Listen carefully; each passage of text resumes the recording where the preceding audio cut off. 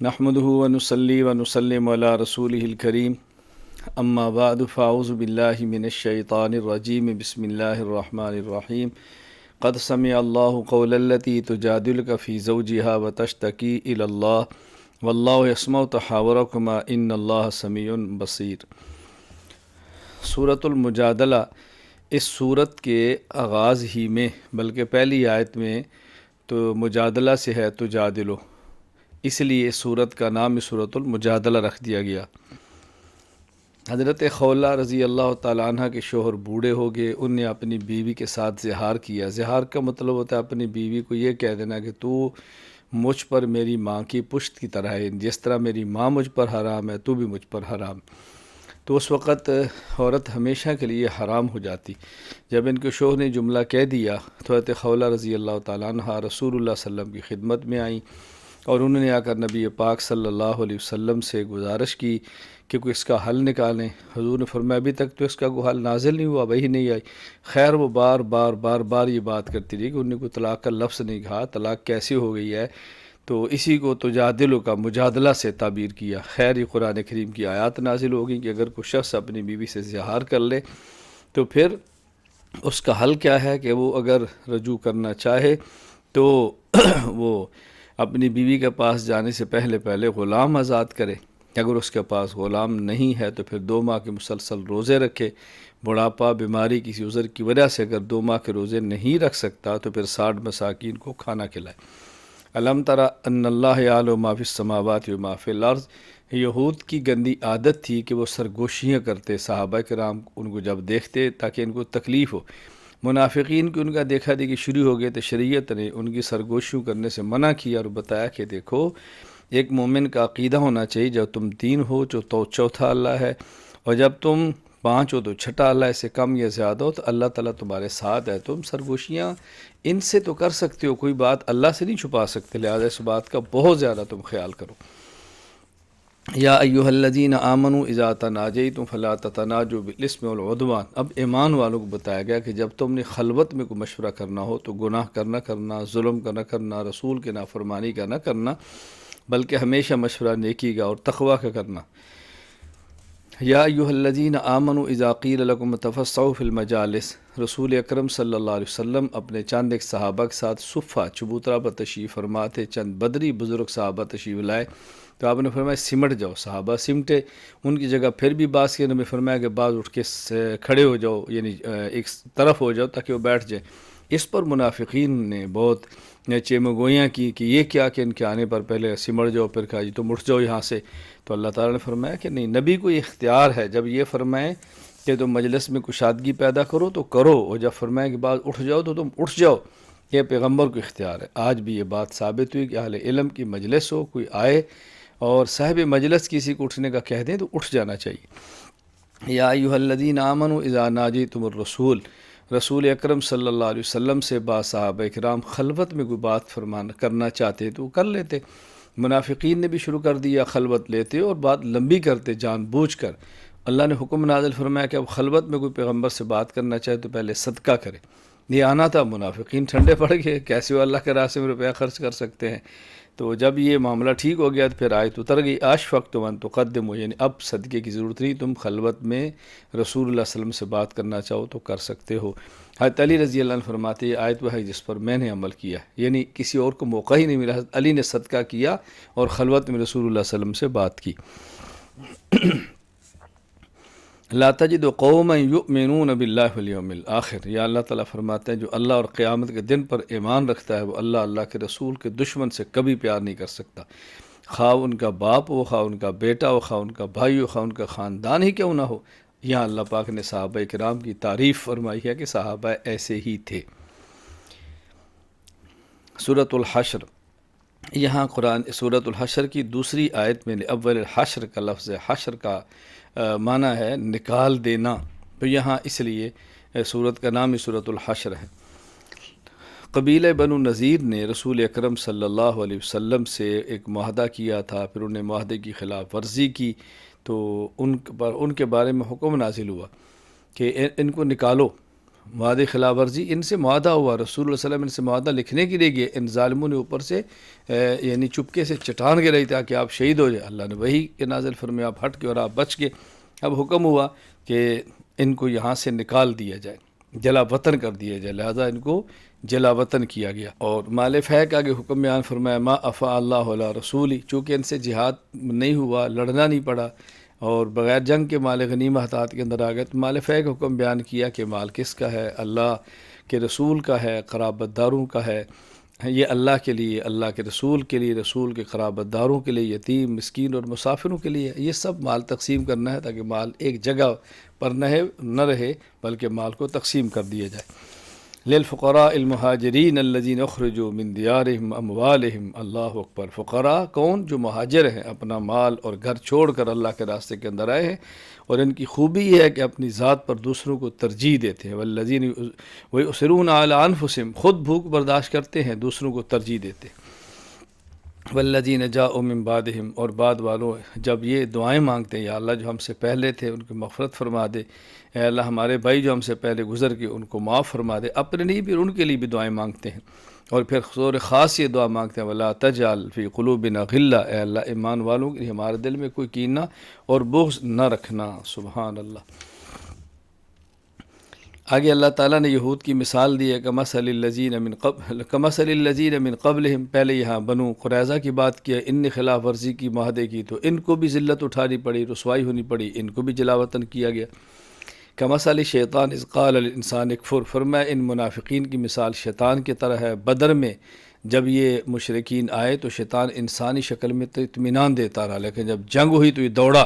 اسی طرح منافق یہودیوں کو اطمینان اور تسلیہ دیتے ہیں، لیکن جب ان کے اوپر مشکل وقت آیا تو منافقین نے شیطان کی طرح ان کو چھوڑ دیا۔ اللہ اکبر۔ آگے اللہ تعالیٰ نے سورت کے آخر میں اسماء حسنہ کا ذکر فرمایا ہے، مختصر لفظوں میں لہ الاسماء الحسنہ، اللہ تعالیٰ کے 99 اسماء حسنہ ہیں جن کے یاد کرنے پر جنت کا وعدہ ہے۔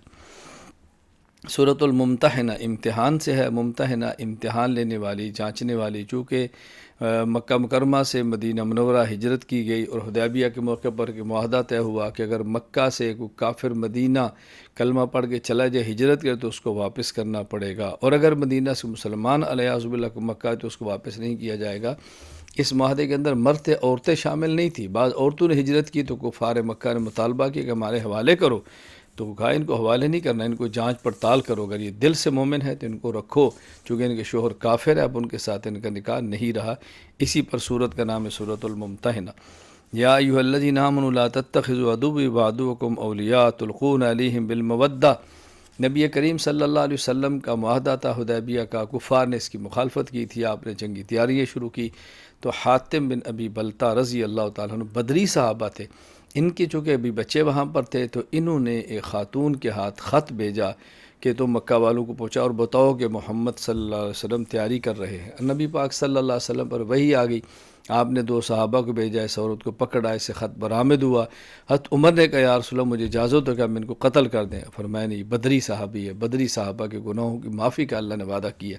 تو یہاں بتایا گیا کہ اللہ کے دشمنوں کو اور اپنے دشمنوں کو دشمن سمجھو، ان کو دوست مت سمجھو، ان کے ساتھ دوستی کا معاملہ نہ کرو، ابراہیم علیہ السلام کا معاملہ کرو، جس طرح وہ مشرکین سے بری تھے تم بھی ان سے برات کا اعلان کرو۔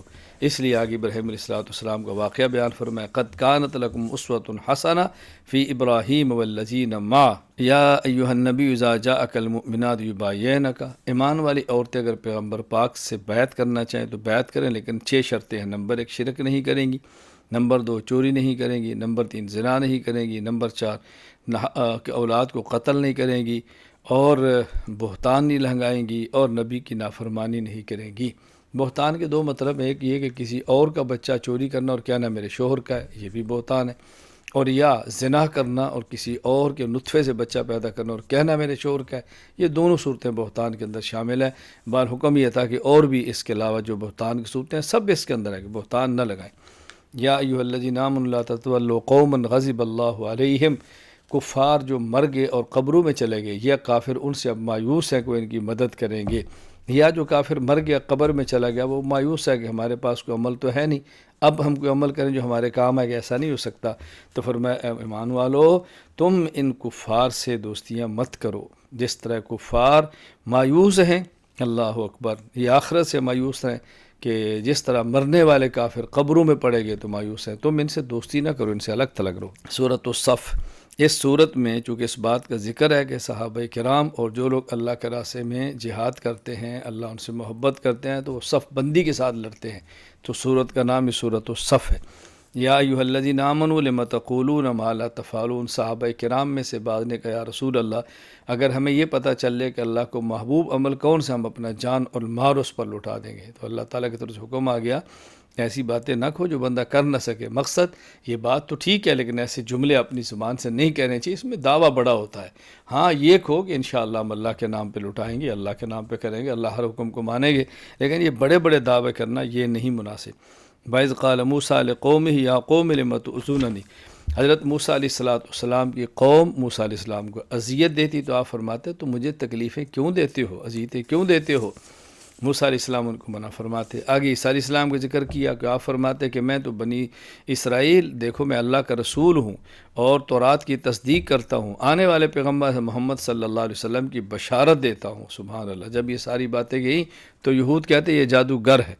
یہ انبیاء علیہ السلام کے ساتھ ایسے ہوتا رہا. یریدون لیطفئوا نور اللہ بافواہہم. اللہ تعالیٰ فرماتے ہیں اللہ کے نور اور اسلام کو ختم کرنا چاہتے ہیں، ایسا ہرگز نہیں ہوگا. اللہ تعالیٰ نے اپنے پیغمبر کو دین اور ہدایت دے کر بھیجا تاکہ تمام ادیان باطلہ پر اس دین کو غالب کر دیں. ایک ہے دین کا غلبہ برہانی دلیل کے ساتھ، وہ رسول اللہ صلی اللہ علیہ وسلم کے ساتھ ہوا، اور ایک ہے دلیل غلبہ عملی عملاً پوری دنیا پہ اسلام کا نافذ ہونا، عیسیٰ علیہ السلام کے دور کے اندر ہوگا.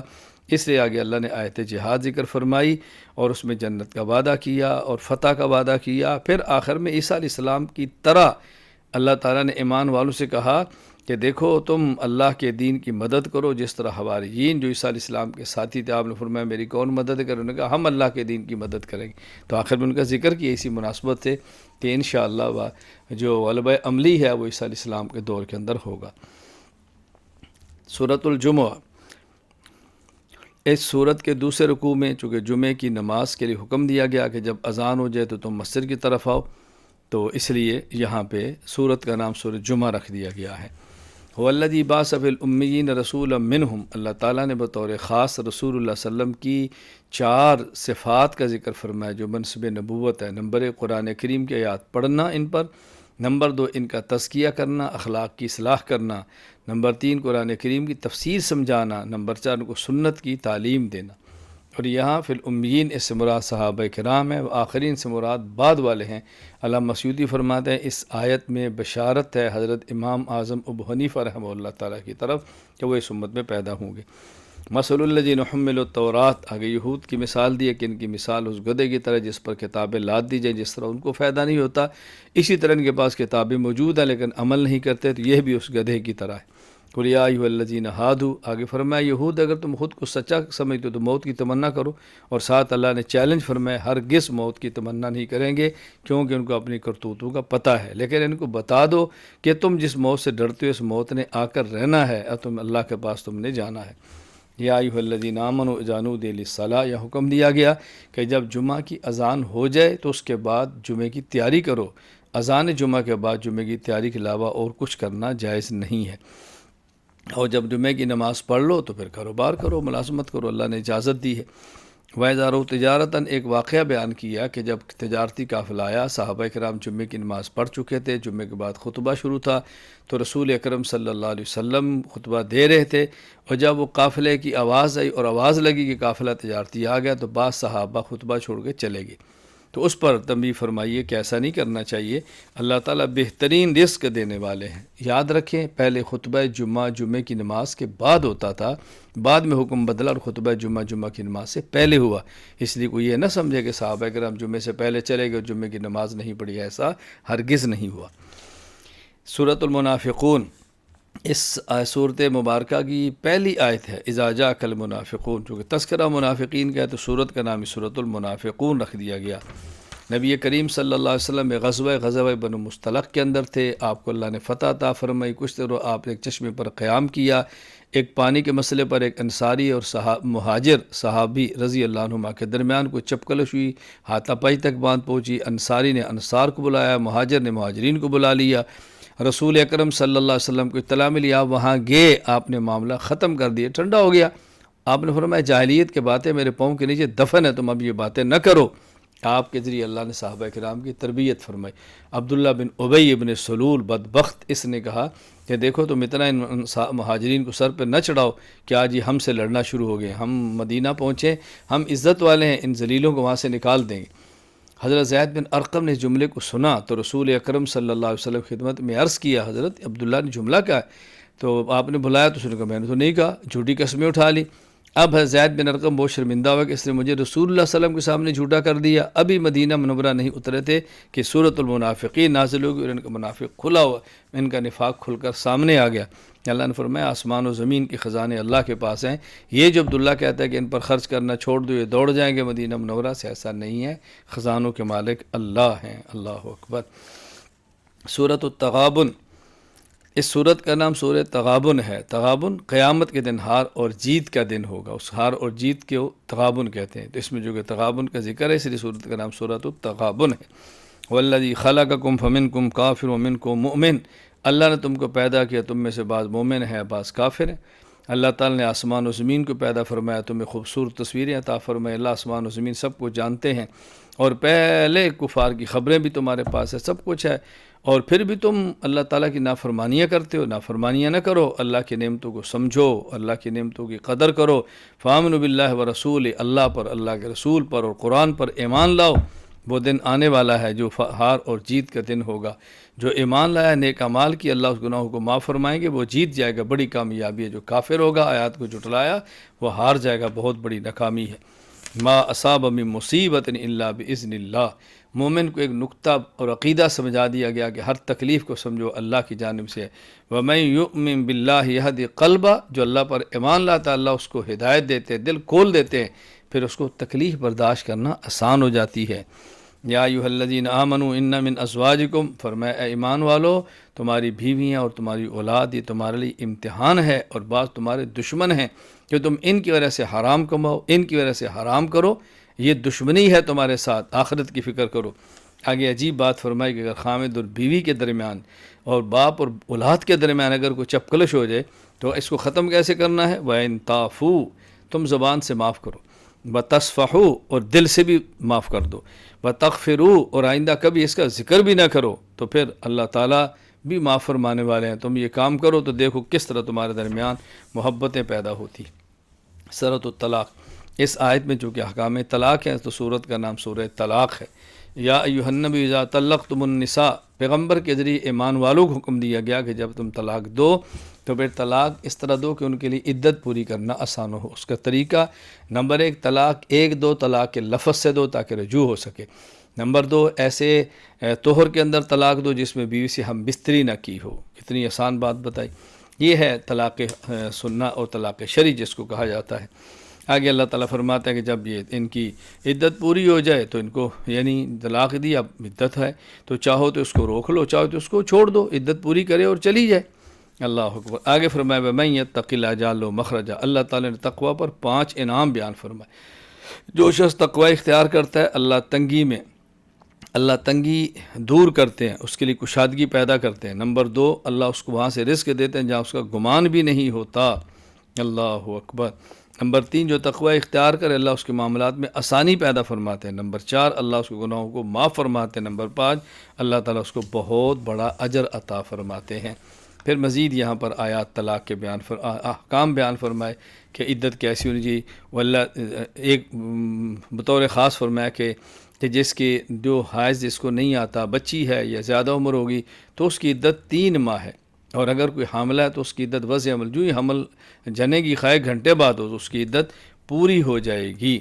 اللہ الذی خلق 7 سماوات، یہاں بتایا کہ جس طرح 7 زمینیں ہیں اسی طرح 7 آسمان ہیں، جس طرح 7 آسمان ہیں اسی طرح 7 زمینیں۔ اللہ الذی خلق 7 سماوات ومن الارض مثلہن، 7 آسمان ہیں اور 7 زمینیں ہیں۔ اللہ اکبر۔ اللہ تعالیٰ اپنی قدرت اور طاقت کو بیان فرماتے ہیں وَأَنَّ اللَّهَ قَدْ أَحَاطَ بِكُلِّ شَيْءٍ عِلْمًا، اللہ تعالیٰ نے علم نے ہر چیز کا احاطہ کیا ہوا ہے۔ اللہ کی ذات بھی ہر جگہ ہے، اللہ کا علم بھی ہر جگہ ہے۔ سورۃ التحریم، اس سورۃ مبارکہ کی پہلی آیت لِمَ تُحَرِّمُ، تحرم تحریم سے ہے، اس لیے سورت کا نام سورہ تحریم ہے۔ رسول اکرم صلی اللہ علیہ وسلم کا معمول مبارک یہ تھا کہ آپ عصر کی نماز کے بعد تمام ازواج مطہرات کے یہاں جاتے اور تھوڑا تھوڑا وقت وہاں گزارتے۔ ایک دن آپ زینب کے یہاں گئے اور کچھ دیر وہاں زیادہ رک گئے، انہوں نے آپ کو شہد پیش کیا، آپ نے پیا۔ جب آگے گئے تو حفصہ عائشہ رضی اللہ عنہ کہنے لگی کہ آپ کے یہاں سے یعنی گوند کی بو آ رہی ہے، تو آپ نے قسم اٹھا لی میں اب شہد نہیں پیوں گا۔ اللہ فرماتے ہیں میرے پیغمبر، ہم نے تو شہد آپ کی وجہ سے امت کے لیے حلال کی ہے اور آپ نے شہد کو چھوڑ دیا۔ یوں نہ کریں، کفارہ ادا کریں اور شہد کو استعمال کریں۔ محبوبانہ ڈانٹ ہے اللہ پاک نے رسول صلی اللہ علیہ وسلم کو جو دی ہے، محبوبانہ یہ ڈانٹ ہے۔ آگے اللہ تعالیٰ نے ازواج مطہرات کو بات سمجھائیے، دیکھو میرے پیغمبر کے معاملے میں تم خیال کرو، اگر میرا پیغمبر طلاق بھی دے نا تو اللہ بہتر تم سے عورتیں دیں گے، ایسی عورتیں دیں گے جو مسلمان ہوں گی، مومن ہوں گی، عبادت گزار ہوں گی، توبہ کرنے والی ہوں گی، رکوع سجدے کرنے والی ہوں گی، اور صیبات اور باکر ہر قسم کی ہوگی۔ اس لیے تم پیغمبر کے ساتھ معاملہ ٹھیک رکھو، باوجود اس کے امہات المومنین ازواج مطہرات جنتی ہونے کا وعدہ ہے، لیکن ان کو سمجھایا جا رہا ہے تاکہ امت کی بقیہ عورتوں کو تنبیہ ہو کہ ہم نے شوہر کے ساتھ کیسے رہنا ہے۔ یا ایھا الذین آمنوا توبوا الی اللہ توبۃ نصوحا، ہمیں حکم ہے کہ توبہ نصوح کرو۔ توبہ نصوح کیا ہے؟ جو گناہ کی اس کو فوراً چھوڑ دیں، اس پہ ندامت کریں، آئندہ نہ کرنے کا فیصلہ کریں، اور جو فرائض تھے اس کی ادائیگی کریں۔ اللہ اکبر۔ آگے اللہ تعالیٰ نے فرمایا کہ یا ایھا النبی جاہد الکفار، منافق اور کفار دونوں ہیں، کفار سے جہاد کریں اور منافقین پر سختی کریں، منافق سے محبت کرنے کی کوئی گنجائش نہیں۔ ضرب اللہ مثلا للذین کفروا امرأۃ نوح، اللہ تعالیٰ نے آخر میں 4 عورتوں کا ذکر فرمایا، بہت سمجھنے والی بات ہے۔ نمبر 1 نوح علیہ السلام کی بیوی، نمبر 2 لوط علیہ السلام کی بیوی۔ خامد نبی ہے اور بیوی کافرہ ہے، اس بیوی کا کفر اس کو اللہ کے عذاب سے نہیں بچا سکا، حالانکہ باوجود اس کے کہ خامد اللہ کا نبی ہے۔